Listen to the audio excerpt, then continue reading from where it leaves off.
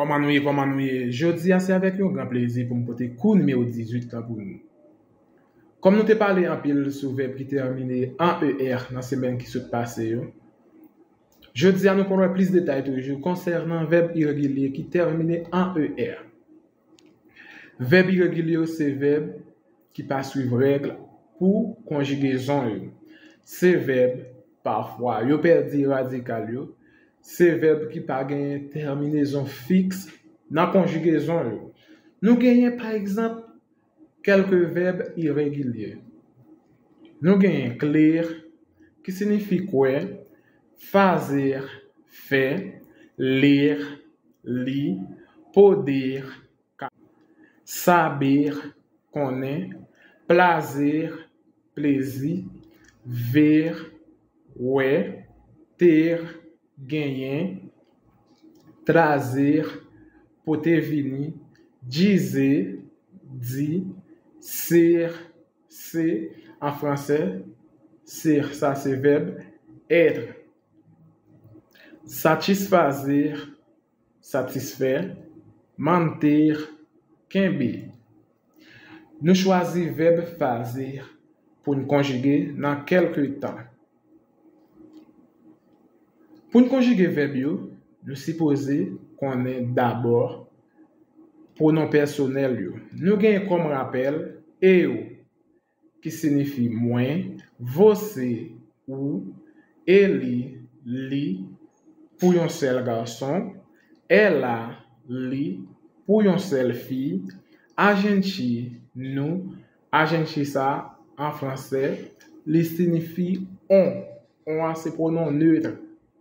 Nós, nous, vocês, nous, les gens qui expriment dans paladin, eles, yo, et pour plusieurs garçons, elas, yo, pour plusieurs filles.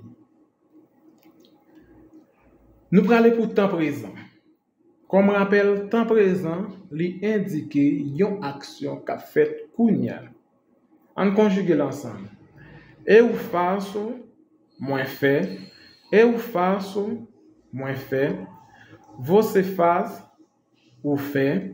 Você faz, ou fait. Ele, ela faz, li fait. Ele, ela faz, li fait. A gente faz, nous fait. A gente faz, nous fait. Nós fazemos, nous fait. Nós fazemos, nous fait. Vocês fazem, nous fait. Vocês fazem, nous fait. Eles, elas fazem, eu fait. Eles, elas fazem, eu fait. Nous parlons pourtant pretérito imperfeito. C'est un temps passé qui indique une action qui t'est passée, mais qui gagne en pile temps depuis le passé et qui pas encore conclu. On conjugue l'ensemble. Eu fazia, moins te fait. Eu fazia, moins te fait. Você fazia, ou te fait. Você fazia, ou te fait. Ele, ela fazia, li te fait. Ele, ela fazia, li te fait. A gente fazia, no te fait. A gente fazia, no te fait. Nós fazíamos, no te fait. Nós fazíamos, no te fait. Vocês faziam, no te fait.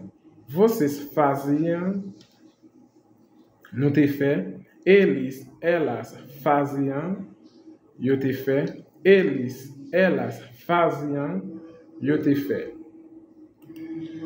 Nous pour aller pour un autre temps qui c'est pretérito perfeito. C'est un temps qui indique une action qui t'est passée mais qui pas en pile temps et action ça li conclut.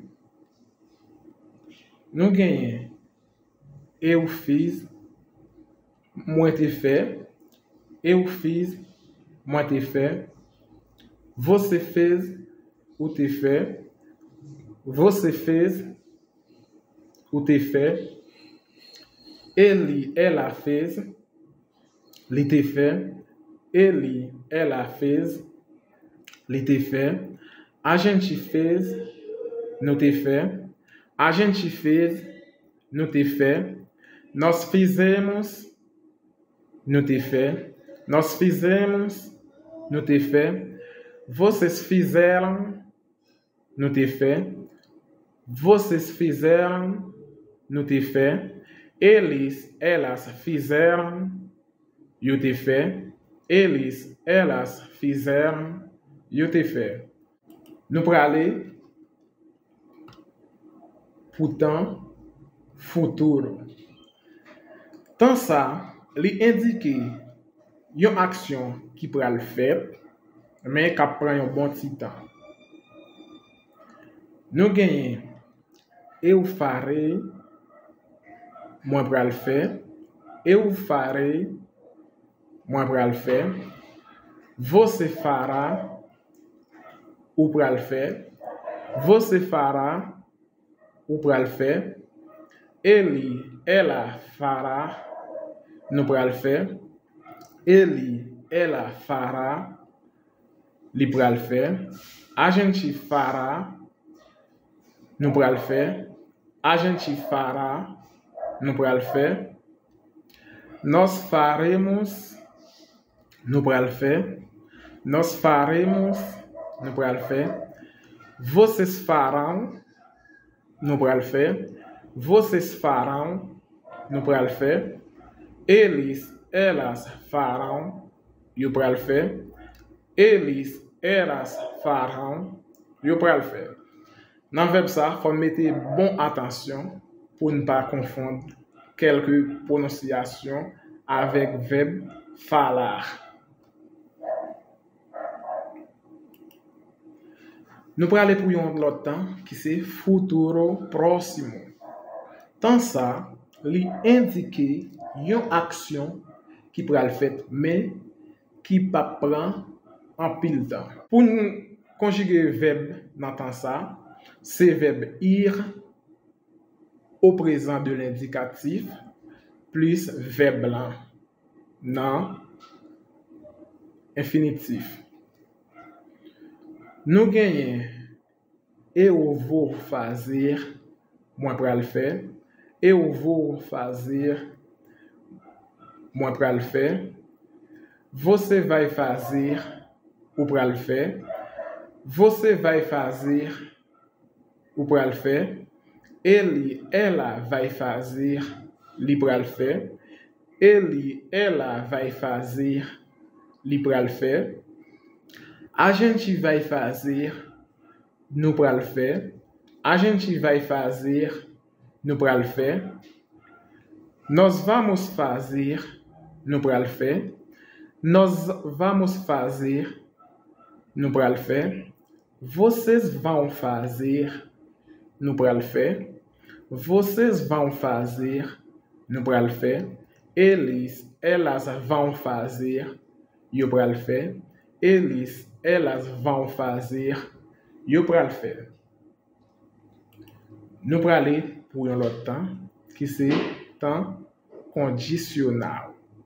Tant ça, li indique une action qui envie fait. Nous gagnons eu faria, moi ta fait, eu faria, moi ta fait, você faria, ou ta fait, você faria, ou ta fait, ele, ela faria, li ta fait, ele, ela faria, li ta fait, a gente faria, nous ta fait, a gente faria, nous ta fait, nós faríamos, nous ta fait, nós faríamos, nous ta fait, vocês fariam, nous ta fait, vocês fariam, não tá fait. Eles, elas fariam, yo tá fait. Eles, elas fariam. C'est tout ça yo, nous te gagné pour cours numéro 18 là. Si vous sont nouveau, pas oublier abonner pour capable jouer une vidéo yo. Si vous voulez pour me conjuguer quelques verbes irréguliers pour vous, quittez-le dans un commentaire. Quittez un like pour capable encourager le travail là. Et puis, partagez-le pour famille ou amis capable de joindre. Merci un peu. C'est Fristin, penseur parole.